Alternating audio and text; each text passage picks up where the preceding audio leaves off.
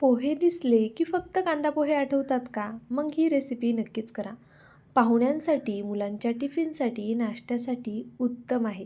खरं तर ही रेसिपी करायला खूप जास्त सोपी आहे. या रेसिपीसाठी आपल्याला फक्त 1 वाटी भरून पोहे हवेत. पहा, तुम्हाला किती क्वांटिटीत हा पदार्थ करायचा आहे ना, त्यानुसार तुम्हाला इथे पोह्यांचं प्रमाण कमी जास्त घ्यायचं आहे. आता हे पोहे मी छान स्वच्छ पाण्याने धुवून घेणार आहे.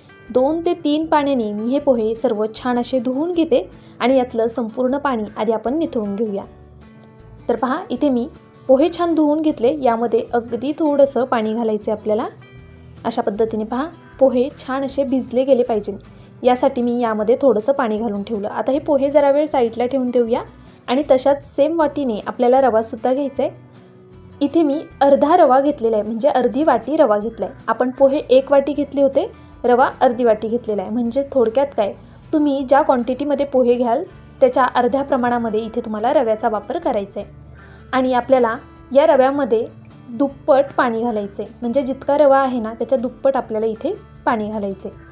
पाणी घातल्यानंतरनं हा रवा छान असा एकजीव करून घ्यायचा आहे. पहा, अशा पद्धतीने. आत्ता तुम्हाला इथे हा रवा खूप पातळ दिसत असेल, पण थोड्या वेळानंतरनं हा रवा छान असा घट्टसर होतो. आता आपण 5-10 मिनटासाठी हा रवासुद्धा साईडला ठेवून देऊया आणि तोपर्यंत आपल्याला जे पुढचे साहित्य लागणार आहे त्याची तयारी करून घेऊया. तर पहा, इथे मी एक लहान कांदा अशा पद्धतीने कट करून घेते. कांदा आपल्याला जितका शक्य होईल तितका बारीक कट करून घ्यायचा आहे. तर इथे मी संपूर्ण एक कांदा अशा पद्धतीने कट करून घेतला. त्याचबरोबर आपल्याला छान हिरवीगार कोथिंबीर स्वच्छ धुवून त्यानंतरनं बारीक अशी चिरून घ्यायची आहे. तर पहा, व्हिडिओ दाखवते त्या पद्धतीने कोथिंबीरसुद्धा छान अशी बारीक चिरून घ्या. तर इथे मी कोथिंबीरसुद्धा व्यवस्थित चिरून घेतली. आता हे दोन्ही जिन्नस आपण साईडला ठेवून देऊया आणि पाहूया की आपला रवा आणि पोहे भिजलेत की नाही. तर पहा, पोहे भिजायला जास्त वेळ लागत नाही. पोहे मस्त असे भिजले गेलेले आहेत. आता हे पोहे आपल्याला हाताने छान असे मॅश करून घ्यायचे. तुम्ही पावभाजी मॅशरने हे मॅश केलेत तरी चालेल, पण आपल्याला खूप जास्त बारीक करायचे नाही आहेत. हे थोडे दरदरीत राहायला हवेत. त्यामुळे मी अशा पद्धतीने हातानेच हे पोहे मळून घेणार आहे. तर पहा, पोहे छान भिजले गेले ना की ते व्यवस्थित मळतासुद्धा येतात. अशा पद्धतीने मी इथे हे संपूर्ण पोहे छान असे मळून घेतले. आता आपण मगाशी कट करून ठेवलेला कांदा आणि कोथिंबीर यामध्ये घालून घ्यायची आहे. तर पहा, इथे मी एका कांद्याचा वापर केला आहे आणि मुठभर कोथिंबीर. आता आपण ह्याला छान असा एक तडका देऊया. तर पहा, इथे तेल गरम करून घेतलं होतं. यामध्ये मी मोहरी घातली. मोहरी छान अशी तडतडली गेली की 1 चमचा जिरं घालायचे. सोबतच आपल्याला पांढरे तीळ घालायचे. जवळपास 1.5 चमचा इतपत मी पांढरे तीळ घातलेले आहेत. आणि त्यानंतरनं 1 हिरवी मिरची छान बारीक कट करून घातली. आता ही संपूर्ण फोडणी छान अशी मिक्स करून घ्यायची आणि यावरती घालून घ्यायची. तर पहा, अगदी बेसिक मसाले वापरलेले आहेत आपण. फोडणीमध्ये खूप बेसिक साहित्यांचा वापर केलेला आहे. चवीनुसार मीठ घातले आणि सोबतच आपल्याला यामध्ये बेसन पीठ घालायचे 3 चमचे. तर पहा, इथे मी 3 चमचे बेसन पीठसुद्धा घालून घेतलं अशा पद्धतीने. आता बेसन पीठ घातलं की त्यानंतरनं आपल्याला जो भिजवून ठेवलेला रवा आहे तो घालून घ्यायचा. पहा, रवा छान असा दाटसर झालेला आहे आणि फुललेला सुद्धा आहे. आता हा रवा मी यामध्ये संपूर्ण अशा पद्धतीने घालून घेतला. आता हे सर्व जिन्नस आपल्याला छान एकजीव करून घ्यायचे. पहा, जे पोहे आहेत ना, ते छान भिजल्यामुळे घट्टसर होतात आणि हे पीठ मळायला सोपं जातं. यामध्ये आवर्जून बेसन पीठ किंवा गव्हाच्या पिठाचा वापर नक्कीच करा. 2-3 चमचे बेसन पीठ घाला किंवा 2-3 चमचे गव्हाचं पीठ घाला. त्यामुळे काय होतं, या पदार्थाला बाइंडिंग खूप छान येते. तर पहा, व्हिडिओत दाखवते त्या पद्धतीने हे सर्व जिन्नस आपल्याला छान असे मळून घ्यायचे. मी यामध्ये कोणत्याही प्रकारचा वेगळा असा मसाला घातलेला नाही आहे. जर तुम्हाला हवं असल्यास तुम्ही यामध्ये पावभाजी मसाला किंवा इतरही कोणते मसाले जर तुम्हाला यामध्ये ॲड करायचे असतील तर तुम्ही नक्कीच ॲड करू शकता. तुमच्या चवीनुसार मसाले तुम्ही यामध्ये बॅलन्स करू शकता. मी यात फक्त हिरव्या मिरचीचा वापर केलेला आहे. तर पहा, अशा पद्धतीने मी हे सर्व छान मळून घेतलं आणि एकसारखं करून आता आपण हे 5 ते 10 मिनटासाठी साईडला ठेवून देऊया. तुम्हाला माझा व्हिडिओ थोडा जरी आवडला असेल तर प्लीज व्हिडिओला एक लाईक करा, चॅनलला सबस्क्राईब करा. सबस्क्राईब केल्यानंतर बेल आयकन प्रेस करायला विसरू नका. ऑलवर क्लिक करा म्हणजे माझ्या प्रत्येक व्हिडिओचं नोटिफिकेशन सगळ्यात आधी तुम्हाला येईल. हाईप या ऑप्शनवरती क्लिक करून जे काही पॉईंट्स असतील ते द्यायला मात्र विसरू नका. तुमचं एक लाईक, एक सबस्क्राईब आणि हे हाईपचे पॉईंट्स माझ्यासाठी खूप मोलाचे आहेत. छानशी कमेंट करा. चला रेसिपीकडे वळूया. तर आता पहा, 5-10 मिनटं झालेली आहेत. आपण झाकण काढून पाहूया. आधीपेक्षा हे थोडं आता घट्टसर झाले. पहा, अशा पद्धतीने हे छान असं फुललंसुद्धा गेलेले. आता एक चाळण घ्यायची आहे आणि त्या चाळणीला तेल लावून घ्यायचे. जर तुमच्याकडे अशी चाळण नसेल आणि पुरणाची चाळण असेल तर नक्कीच तुम्ही त्या चाळणीचा सुद्धा इथे वापर करू शकता. हाताला सुद्धा मी थोडंसं तेल लावून घेतलेलं आहे आणि पहा, याचे आपल्याला अशा पद्धतीने छोटे छोटे कटलेट करून घ्यायचे. तुम्हाला हवा तो आकार तुम्ही या कटलेटला नक्कीच देऊ शकता. मी अगदी सोप्या पद्धतीने अशा ह्याचे कटलेट तयार करून घेणार आहे. पहा, अगदी झटपट होतात, करायला सोपे आहेत. तुम्हाला हवं तर तुम्ही गोलाकारसुद्धा करू शकता किंवा लंबकुळे असे सुद्धा कटलेट हे करू शकता. जसे तुम्हाला आवडतील तसे नक्कीच तुम्ही यांना आकार देऊ शकता. अगदी छोटे छोटे बॉल्स केलेत ना तर ते सुद्धा दिसायला छान दिसतात. तर पहा, या पद्धतीने मी असेच हे सगळे कटलेट हातावरती करून घेते. अगदी सहज होतात आणि झटपट होतात. जितके या चाळणीमध्ये बसतील तितके कटलेट मी आत्ता करून घेणार आहे आणि त्यानंतरनं जे उरलेलं पीठ आहे त्याचे पुन्हा आपण चाळणीमध्ये वाफवायला ठेवणार आहोत. किंवा मग तुम्ही हे पीठ आपलं जे बेसन पीठ असतं त्याचं एक स्लरी तयार करून त्यामध्ये घोळवून सुद्धा हे वडे तळून डायरेक्ट खाऊ शकता. तर पहा, मी इथे आता हे वाफवण्यासाठी ठेवून देते. पाणी छान गरम करून घेतलं, त्यावरती हे कटलेट ठेवले. झाकण ठेवायचे आणि फक्त 10 मिनटं मीडियम फ्लेमवर हे होऊन द्यायचे. एक 10 मिनटामध्ये हे व्यवस्थित असे सेट होतात. तर पहा, इथे जवळपास 10 मिनटं आपण हे ठेवून देणार आहोत. तोपर्यंत पटकनी आपण पुढची कृती करून घेऊया. इथे मी 2 टोमॅटो घेतलेले आहेत. आता हे दोन्ही टोमॅटो आपल्याला छान असे कट करून घ्यायचे. टोमॅटोंपासून काय करणार ते सुद्धा पुढे समजेलच. तर पहा, आपल्याकडे आता 10 मिनटं आहेत. तर आपण हे जी पुढची तयारी आहे ती तोपर्यंत नक्कीच करून ठेवू शकतो. त्यामुळे काय होतं, वेळसुद्धा वाचतो आणि ही रेसिपी झटपट होईल. तर पहा, अशा पद्धतीने मी इथे दोन्ही टोमॅटो छान असे कट करून घेते. इथे मी 2 टोमॅटोंचा वापर केला आहे. तुम्हाला किती क्वांटिटीत हा पदार्थ करायचा आहे त्यानुसार तुम्ही टोमॅटो कमी जास्त करू शकता. 2 टोमॅटो घेतले होते त्यामुळे मी इथे एक मीडियम साईजचा कांदा घेतला आहे.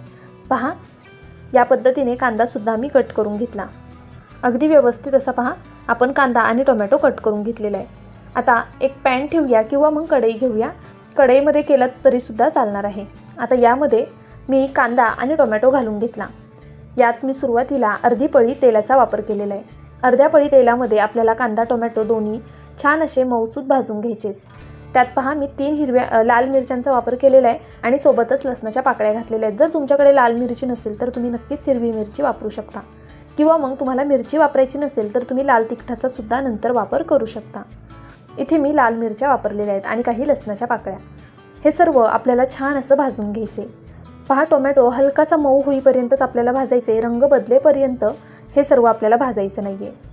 तर आता यामध्ये मी 1 चमचाभर फुटाण्याची डाळ घालते. जर तुमच्याकडे फुटाण्याची डाळ नसेल तर तुम्ही आपली जी हरभरा डाळ येते ना कच्ची, तीसुद्धा तुम्ही सुरुवातीला तेलामध्ये भाजून घेऊन नंतरनं ही बाकीची कृती केली तरी चालेल. आता इथे मी फुटाण्याची डाळसुद्धा 1 मिनिटभर फक्त भाजून घेतली. त्यानंतरनं हे सर्व एका प्लेटमध्ये आपण काढून घेऊया. तर पहा, अशा पद्धतीने अगदी चटपटीत अशी आपण यासोबत खाण्यासाठी चटणी तयार करतोय. ही चटणी तुम्ही इडली, सांबर, डोसे अगदी कशासोबतही खाऊ शकता. तर पहा, हे सर्व आपण आता थंड होऊन देऊया. छान असं थंड झाल्यानंतरनं मिक्सरच्या भांड्यामध्ये आपण हे वाटण घालून घ्यायचे. तर पहा, अशा पद्धतीने मी इथे कांदा, टोमॅटो, हिरवी मिरची, लसूण आणि त्याचबरोबर फुटाण्याची डाळ मिक्सरच्या भांड्यामध्ये घालून घेतली. आता अर्धा चमचा रंग येण्यासाठी बेडगी मिरची पावडर घालून घेतली. सोबतच चवीनुसार मीठ घालायचे आणि हे पाणी न घालता छान असं बारीक वाटून घ्यायचे. ही चटणी फ्रीजमध्ये 2-3 दिवस आरामात टिकते. टोमॅटोची आहे त्यामुळे जास्त दिवस टिकणार नाही आणि पाण्याचा वापर केला नाही त्यामुळे 2-3 दिवस आरामात टिकू शकेल. तर पहा, अशा पद्धतीने ही चटणी आपण तयार करून घेतली. याला छान अशी फोडणी देऊया. पण त्यापूर्वी एकदा टेस्ट करून पाहायचं मीठ वगैरे बरोबर आहे की नाही, तिखट बरोबर आहे का. जर मीठ कमी असेल तर आत्ताच ते बॅलन्स करून घ्यायचं. इथे मला मीठ परफेक्ट वाटलं. आता आपण फोडणी घालूया. तर पहा, इथे तडका पॅनमध्ये मोहरी घातली, जिरं घातलं, सोबतच लाल मिरची घातलेली आहे इथे मी आणि पांढरे तीळ घातलेले आहेत. लाल मिरची घातल्यानंतरच पांढरे तीळ घाला म्हणजे मग ते अगदी करपून जाणार नाहीत. कढीपत्त्याची पानं घातली आणि गरम गरम फोडणी या चटणीवरती घालून घेतली. आता इथे मी मिक्सरच्या भांड्यातच या चटणीला फोडणी दिलेली आहे. तुम्ही हवं तर सेपरेट बाउलमध्ये ही चटणी काढून त्यानंतरनं फोडणी दिलीत तरीसुद्धा चालणार आहे. तर पहा, फोडणी दिल्यानंतरनं हे सर्व छान असं मिक्स करून घ्यायचे. आता आपण ही फोडणी दिलेली चटणी एका छोट्या वाटीमध्ये काढून घेऊया. तुम्हाला आत्ता खाण्यासाठी जितकी गरजेची आहे ना तितकी चटणी काढून घ्यायची. आता तुम्हाला वाटत असेल आपण जे वाफवण्यासाठी ठेवलेलं आहे ते डायरेक्ट ह्याच्यासोबत खायचं की काय, तर तसं नाही आहे, आपल्याला त्याची अजून पुढे एक छोटीशी स्टेप करायची आहे, ज्यामुळे तो पदार्थ खूप जास्त चविष्ट होणार आहे. तर पहा, इथे मी आधी एका वाटीमध्ये ही चटणी काढून घेतली. ही चटणी थोडीशी थंड करून खाल्लीत ना तर जास्त छान लागते. आपण जो पदार्थ बनवतोय तो छान गरम गरम आणि त्यासोबत ही थोडी थंड चटणी, खूप कमाल कॉम्बिनेशन आहे. तुम्ही ही चटणी सेम इडलीसोबत नक्की करून पहा, खूप जास्त छान लागते. तुम्ही गाड्यावरती सुद्धा अशा पद्धतीची चटणी खाल्ली असेल. तर चला, इथे पहा 10 मिनटं मी ह्याला छान अशी वाफ देऊन घेतली. त्यानंतरनं हे थोडं थंड होऊन दिलेलं आहे. पाहू शकता तुम्ही, अगदी सहज निघतात ते आणि छान झालेले सुद्धा आहेत. आता पोहे आणि रवा शिजायला फारसा वेळ लागत नाही, पण आपल्याला हे सेट करायचं होतं, त्यासाठी 10 मिनटं मीडियम फ्लेमवर ठेवून दिलेलं. पहा, हे सर्व मी चाळणीतनं अशा पद्धतीने सेपरेट करून घेते. खाली तेल लावलं होतं, त्यामुळे अगदी सहज हे निघतात ते. ज्यावेळेस तुम्हाला हे खायचं आहे ना त्याच वेळेस लगेच ह्याला फोडणी द्यायला घ्यायची आहे, म्हणजे मग गरम गरम खायला छान लागतं. तर इथे मी मुलांच्या नाश्त्यासाठी आत्ता हे छान असं तडका देऊन करणार आहे. ज्यावेळेस पुन्हा आपल्याला करायचं असेल किंवा पुन्हा खायचं असेल त्यावेळेस दुसरे शिजायला ठेवायचे तोपर्यंत आणि मग त्यानंतरनं त्याला तडका द्यायचा आहे. म्हणजे कसं होतं, प्रत्येकाला गरम गरम खाता येतं. पहा, इथे मी काय केलं आहे, पॅनमध्ये थोडंसं तेल घातलं होतं, त्यामध्ये जिरं घातलं, पांढरे तीळ घातले आणि त्यानंतरनं पावभाजी मसाला घातला आहे. तुम्हाला जो मसाला आवडत असेल तो तुम्ही नक्कीच इथे वापरू शकता. सोबतच रंग छान यावा यासाठी मी बेडगी मिरची पावडरचा वापर केलेला आहे. आता त्यानंतरनं आपण यामध्ये अगदी थोडीशी हळद घालून घेऊया. छान असे मसाले पसरवून घालायचेत यावरती आणि पहा, हे सर्व छान एकजीव करून घ्यायचे. गॅस अगदी बारीक आहे, अगदी बारीक गॅसवरच आपल्याला ही संपूर्ण प्रोसेस करून घ्यायची आहे. तर पहा, अशा पद्धतीने मी हे मसाले काही सेकंद फक्त तेलावरती छान फ्राय करून घेतले. आता आपण जे तयार करून ठेवलेले कटलेट म्हणा किंवा टिक्क्या आहेत छोट्या छोट्या, त्या यावरती घालून घेऊया. अशा पद्धतीने पहा, संपूर्ण मसाल्यामध्ये घोळवत ह्या टिक्क्या छान अशा यावरती ठेवून घ्यायच्या. तर इथे मी संपूर्ण टिक्क्या अशाच पद्धतीने ठेवून घेतल्या. पाहू शकता, आपल्याला मीडियम फ्लेमवरती दोन्ही साईडनी ह्या टिक्क्या थोड्या खरपूस होईपर्यंत भाजून घ्यायच्या आहेत. अशा पद्धतीने हलवून घेतल्यामुळे मसाला सगळीकडे लागायला मदत होते. तर पहा, अगदी सहज असे हे पलटी करता येतात. अजिबात पॅनला चिटकून वगैरे बसत नाही. अशी फोडणी दिल्यामुळे ना ही टिक्की खायला खूप छान लागते. तुम्हाला हवं असल्यास तुम्ही फोडणी न देता सुद्धा हे तसंच सुद्धा खाऊ शकता. आपण जरा फोडणी दिलं ना की दिसायला सुद्धा छान दिसतं आणि मुलांना सुद्धा फार आवडतात. तर पहा, अशा पद्धतीने हे तयार झालेले आहे. आपण ह्याला पुन्हा एकदा पलटी करून घेणार आहोत. दोन्ही साईडनी छान थोडंसं भाजून घेतलं ना की मग खायला खरंच खूप मस्त लागतात. वरतून थोडा कुरकुरीत क्रंचीनेस येतो आणि आतमधून सॉफ्ट असा हा पदार्थ तयार होतो. या पदार्थाला तुम्ही काय नाव द्याल मला कमेंट करून नक्कीच कळवा.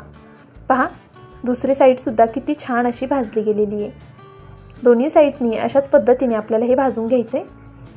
पहा, अतिशय सुंदर असा ह्याला रंग आलेला आहे आणि खायलासुद्धा खरंच खूप जास्त छान लागतात. जर यापूर्वी तुम्ही ही रेसिपी कधी केली नसेल ना तर एकदा नक्कीच करून पहा. अजूनही तुम्ही जर व्हिडिओला लाईक केलं नसेल तर प्लीज एक लाईक नक्कीच करा. त्याचबरोबर जर चॅनलवरती नवीन असाल तर सबस्क्राईब करायला विसरू नका. बेल आयकनसुद्धा प्रेस करून घ्या, म्हणजे माझ्या व्हिडिओचं नोटिफिकेशन सगळ्यात आधी तुम्हाला येत राहील. पहा, हे छान असं झालेलं आहे. आता मी हे काढून घेते. तोपर्यंत मी दुसऱ्या टिक्क्या करायला ठेवल्या होत्या, त्यासुद्धा आता होत आलेल्या आहेत. अशा पद्धतीने पहा, हे काढून घ्यायचं आणि मग पुन्हा त्या टिक्क्यांना फोडणी द्यायची. झटपट होतात, फारसा वेळ लागत नाही. चाळणी मोठी असेल किंवा 2 असतील तर तुम्ही एकाच वेळी सर्व ह्या टिक्क्या वाफवून घेऊ शकता. तर पहा, इथे मस्त असं आपलं हे तयार झालेलं आहे. पाहू शकता किती छान चमचमीत अप्रतिम दिसते. पाहून तुमच्याही तोंडाला पाणी आलं असेल, आहे की नाही? मस्त. बरं, ही टिक्की तुम्ही ज्यावेळेस सॉससोबत खाल ना त्यावेळेस तुम्हाला जास्त छान लागेल. तुम्ही कोणत्याही प्रकारचा केचप किंवा मग आपण जी आत्ता चटणी केली आहे त्या चटणीसोबतसुद्धा नक्कीच खाऊ शकता.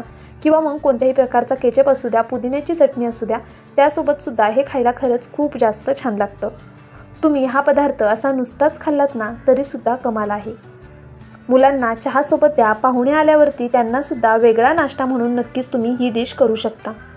नेहमीचे तेच पोहे आणि उपमा खाऊन तुम्हीसुद्धा जर कंटाळला असाल ना तर ही पोटभरीची रेसिपी आजच करून पहा. मुलांच्या टिफिनला द्या, पाहुण्यांसाठी करा किंवा खास तुमच्यासाठी म्हणून करून खा. अप्रतिम आहे. केल्यानंतर मला कमेंट करून कळवायला नक्कीच विसरू नका. माझा व्हिडिओ तुम्ही संपूर्ण पाहिलात त्याबद्दल खरंच खूप मनापासून धन्यवाद. उद्या पुन्हा भेटूया अशाच एका छानशा रेसिपीसोबत. तोपर्यंत bye. Thank you so much for watching.